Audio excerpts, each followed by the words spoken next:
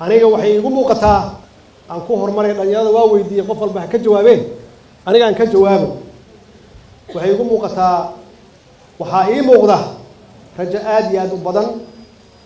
mustaqbal wanaagsan khaasatan dhalinyaradeenna yaa ii muuqda dhalinyarada maanta waxa weeye intaas waa fahamsan yihiin waxaana ku socda isbeddel maalinba maalinta ka dambaysa waxaa socda dhaqdhaqaaq iyo kacdoon weliba sanadihii ugu dambeeyey oo midnimo doona haba u badnaadaan dhalinyarada halkan fadhida qaarkood kuwa badanna ay magaaladan joogaan oo nooga yimid waqooyiga Soomaaliya oo runtii dhaqdhaqaaqa xoog leh wada sidii Soomaaliya loo mideen lahaa si dalkaanu horumar u gaaro waxaan arkay dhaqdhaqaaqo iyo kacdoon dhalinyaro oo wadaniyad badan ay ku jirto oo maalinba maalinta ka dambaysa xoogsanaysa waxaa muuqda kacdoon oo wadaniyada oo inta badanba aan ognahay inta badan kacdoomada waxay ka bilowdaan gobolada waqooyi anaa idin sheegay sababta waxa weeye aan amaano dadka waqooyiga Soomaaliya aan amaano waa dad wadaniyiin horta waa dad wadaniyiin waa dad ay ku weyn tahay gobonimada oo jecel gobonimada jecel waa dad matali kara qabka Soomaaliyeed sidaas weeye meesha mar walbaba halganka Soomaaliya looga xoreynayo gumaysiga ay ka bilaabato oo tusaale waxa noo ah Sayid Maxamed Cabdulla Xasan oo 22 sano dagaalamay maanta waxa si xooli ah u socda marka ama waayahan si xooli u socda dhaqdhaqaaqyadaas midnimo doonka ah midnimo doonka ah waxaan ku matali karaa inay leeyihiin halgankii aan naqaanay oo Israa'iilka inay leeyihiin wax u eg inay leeyihiin waxaan rajaynayaa inay xoogsadaan sida ummadda Soomaaliyeed loo mideeyo waxa ii muuqda oo aan arkayo waayahan dambe hawladeeno ururo ah oo midnimo doona oo qaarkood aan la kulmay waxay ii sheegeen mabaadiidooda iyo waxa gaarsiiyay inay ka yimaadaan waqooyi oo adduunka wareegaan oo magaalada Muqdisho ay yimaadaan oo ay ka shaqeeyaan midnimo waxaan weydiiyay maxay tahay faa'iidooyinka marka si aan u fiiriyo sida ay diib u yihiin waxay ii sheegeen arrin iska general ah guud ahaan iyo arrin aad iyo aad diib u ah oo aad iyo aad u hooseysa waxay yiraahdeen midnimadu waxay dhistaa qarannimada waxay yiraahdeen waa qortay oo waa noo gareeyay waxay yiraahdeen midnimadu waxay dhistaa dawladnimada waxay yiraahdeen midnimadu waa haybad iyo magac iyo sharaf midnimadu waxay keentaa nolol wanaagsan iyo dhaqaale iyo horumar degdeg ah oo cid walbaba ay ku soo dhiirato inay maal gashato maxaa yeelay dad iswata oo walaalo ah yaa loo yimaadaa wax lala qaybsadaa laakiin dad iscunaya looma imaan karo midnimadu waxay wadataa nabad iyo walaaltinimo iyo isjecel iyo wadataa midnimadu waxay keenaysaa haddii intaasaan helno oo dawlad iyo qaran iyo nabad iyo horumar aan helno waxay keenaysaa khayraadkeennii inaan raadsano oo aan la soo baxno ilaan waxaan nahay dal qani ah iyo dad sabool ah dal qani ah iyo dad sabool ah ayaan nahay laakiin shuruudda ka horeysa waxay tahay midnimada in la helo intaas igama aysan tegine waxay siiyeen report qoran oo reference leh oo caddeynaya Soomaali waxay haysato hadday og tahay iyo haddaysan ogeyn oo dhalinyaradaas ee wada movementiga dhaqdhaqaaqa wada ay qof walba qofkii arkaan ay tusayaan ay leeyihiin waxaasaan haysanaa maxaan haysta maxaana kala haysta aan isugu imaan weynay maxaan u heli weynay dowlad midaysan maxaan u heli weynay dad midaysan waxay ii keeneen marka xog ay soo aruuriyeen aan idinla wadaaga marka ii dulqaata xogtaasi waa ribooro la qoray waxaa ka mid ah ribooradaas la qoray hay-ad la yidhaahdo geo spectrum iyo British Petroleum iyo Shell Oil ay qoreen 2014 iyo 2015 in Soomaaliya ay leedahay shidaal aanan xad lahayn oo gaaraya tayadiisa iyo qiimihiisa gaaraya 5,000 oo bilyan waa 5 trillion ma aha wax cirka laga keenay ma aha waa wax qoran oo hay-ado ajnabi ah oo research sameeyey oo survey sameeyey ay qoreen way waxay yiraahdeen annagoo 5,000 oo bilyan haysana ama 5 trillion haysana yaan naloo waxna loo keenaa oo nala caawiya waxay igu dareen report kale oo ay qoreen BBOE waxa weeye billions barrels of oil equivalent waxaa la qoray 2017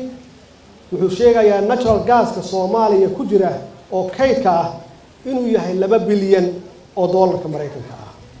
intaas waa inta gudaha ku jirta oo aan u baahanahay dad yow kale inay noo yimaadaan oo wax nala wadaagaan laakiin dhulka korkiisa saaran waxaa ka mid ah xoolahan dhaqanno ama livestock oo ay sheegeen UN report on export UN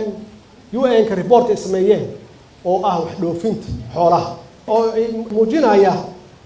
report la qoray 2016 in xoolaheenu ay gaarayaan qiimahooda 2 bilyan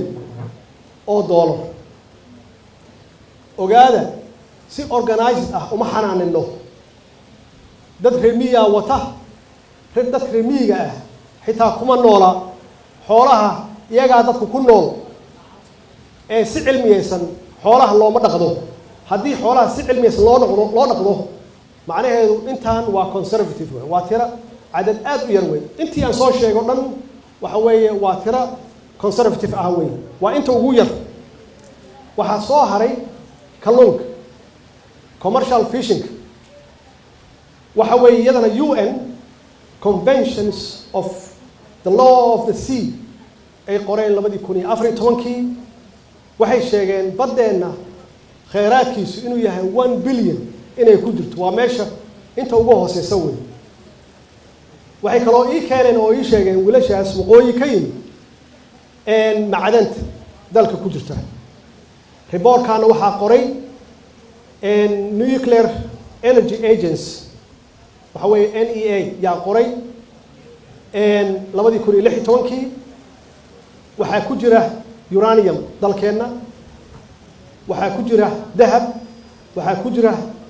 silver ama qalin limestone diamond xitaa waa leenahay iyo tan diyaaradaha laga sameeyaa copper waa biraha iyo uranium qiimaha waxay sheegaysaa inay tahay 2 bilyan waa inta ugu yar weey iyada naftigeeda beeraheenu waxaa lagu qiyaasaa 3 milyan ilaa 8 milyan hectares oo dhul ah oo la beeran karo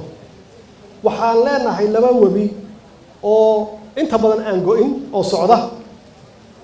wax kastana dalkeena waa laga beertaa iyada naftigeeda waxay sheegeen oo ay muujiyeen reportkan la qoray 2015 iyo 2016 oo ay qoreen UN reports on export iyada nafteeda on agriculture waxa weeye 3 bilyan waa inta ugu yar tourismka dalxiiska lama hayo bacdama annagu aan isdilayno cid noo imaan karta ma laha saas darteed cid dalxiiska ugu imaanaysa ma jirto laakiin waxaan leenahay badda ugu dheer yaan leenahay xeebta ugu fiican yaan leenahay oo meel walba resort laga dhigi karo yaan leenahay jasiirado ayaan leenahay waxaan leenahay badda waxay leeg tahay ugu dheer Afrika markaan leeyahay waa 3,300 oo kilomitir weeye waxay lahaan kartaa ilaa 20 dekadood oo dekad walbaba wax laga dhoofiyo qaar shidaalka laga dhoofiyo qaar xoolaha laga dhoofiyo qaar logistics kaliya ah qaar ganacsiga caadiga ah nooc kastaba maxaa yeelay ilaahay wuxuuna siiyay logistics wuxuuna siiyay strategic place meel fiican uu ilaahay nagu abuuray oo cid haysata ma laha laba badood badda cas iyo badweynta Hindiya waxa mara ilaa 60,000 oo maraakiib yaa marta badeena oo haddii aan ka faa'iideysan karno xeebaheena maraakiibtaasi ay khasab tahay inay ku istaagaan ama biyaha ka qaataan ama ha ku nastaan maalmo dhalinyaradaas marka ii timid oo midnimo doonka ah oo wareegaysa waxay yiraahdeen Soomaali ma kala maaranto intaas oo ilaahayna waana siiyay khayraad maxay tahay waxana haysta marka xogaa waxay wax ka sheegeen siyaasiyiinta wax ka sheegeen waan ugu fogaadeen waxay naga sheegeen halkan ku celin maayo laakiin wax fiican ma sheegin aan ku soo koobay waxay yiraahdeen siyaasiyiintu waa dad danahooda ka shaqeeya iyo guryahooda dana guud kama shaqeeyaan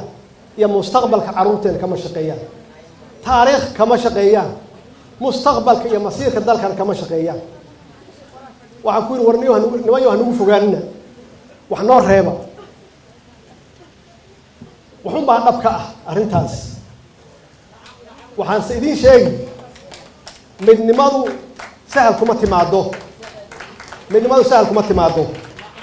dhalinyarada waxaan leeyahay haddaad doonaysaan midnimo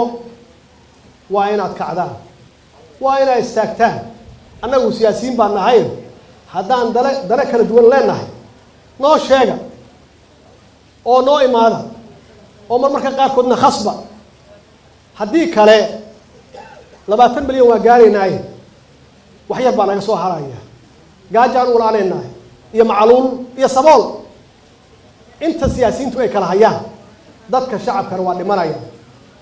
caruurteena mustaqbal ma yeelanayaan waxa ummadda ay ku kala maqan tahayna wax macno leh ma aha waa wax yar oo la xalin karo dhalinyarada marka waxaan leeyahay hana sugine ee kaca sidii SYL u kaca oo dhaqaaqa aan ku noqdo mustaqbalku anigu waxaan aaminsanahay rajo fiican baa jirta dadkeenu waa dad wanaagsan oo dad qiimo leh weeye